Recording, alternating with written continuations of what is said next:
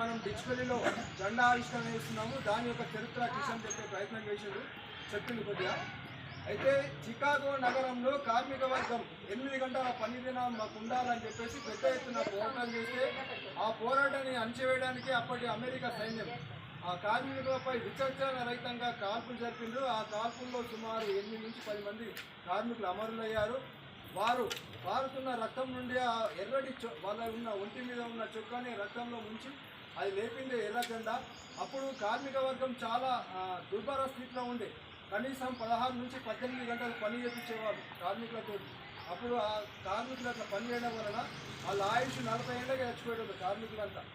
40 సంవత్సరాలకు చాలామంది చనిపోయారు. కాబట్టి ఇదంతా అదే రేపు మనం నీళ్ళేటట్టు లేదు కదా, పరిశ్రమల కోసం మనం పనిచేస్తున్నాం, రేపు మనమే నీళ్ళేటట్టు లేమని చెప్పేసి ఇది కాదు, మాకు విశ్రాంతి ఉండాలా, మా కుటుంబంతో గడపడానికి మాకు అవకాశం ఉండాలని చెప్పేసి కార్మిక వర్గం పెద్ద ఎత్తున పోరాటం చేసింది.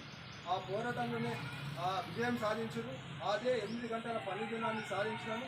కానీ ఇప్పుడున్న పరిస్థితి మన దేశంలో 8 గంటల పని దినాన్ని తీసేసి అది 12 గంటలుగా పని దినాలుగా చేస్తున్నారు. గతంలో కార్మిక వర్గం పోరాడి సాధించుకున్న 44 లేబర్ కోడ్ చట్టాలు ఉండే.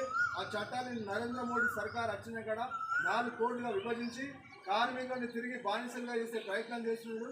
కావున దీన్ని మనమందరం ఎదిరించాల్సిన అవసరం ఉంది. కార్మిక వర్గం అంతా ఒకటై ఏ ట్రేడ్ యూనియన్ పిలిపించిన ఆ యూనియన్లో మనం అందరం పాల్గొని ఆ కార్యక్రమాన్ని విజయవంతం చేయాలి. ఈ నరేంద్ర మోడీకి తగిన బుద్ధి చెప్పాలంటే మనం పెద్ద ఎత్తున పోరాటం చేసినప్పుడే ప్రభుత్వానికి తగిన బుద్ధి వస్తాయని తెలియజేస్తూ మీరందరూ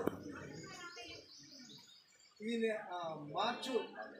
మే 21న నిజామాబాద్ జిల్లా కేంద్రంలో దేశవ్యాప్తంగా సార్వత్రిక సమ్మె ఉన్నది. ఆ సమ్మెలో మనం అందరం పాల్గొనాలి.